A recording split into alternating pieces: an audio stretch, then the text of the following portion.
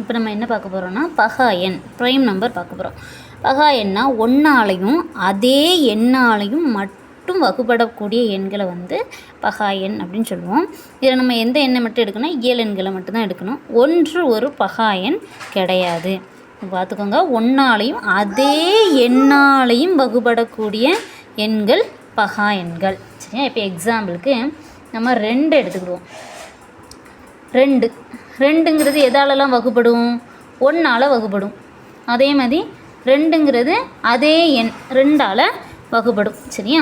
வேறு எந்த நம்பராவது இந்த 2 வகுக்குமா? வகுக்காது. அப்போ 2 ஒரு பகா எண், 2 ஒரு ப்ரைம் நம்பர் அப்படின்னு சொல்லலாம், பகா எண்.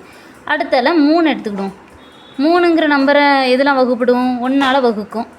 3ங்கிறத 3 வகுக்கும். வேறு எந்த நம்பருமே வகுக்காது. அப்போ 3 ஒரு பகா எண்.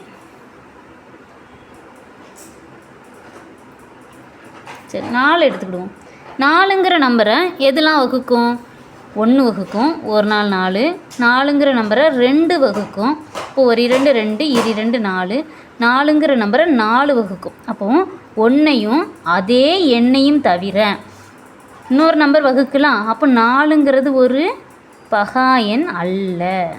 இது 4 ஒரு ப்ரைம் நம்பர் கிடையாது.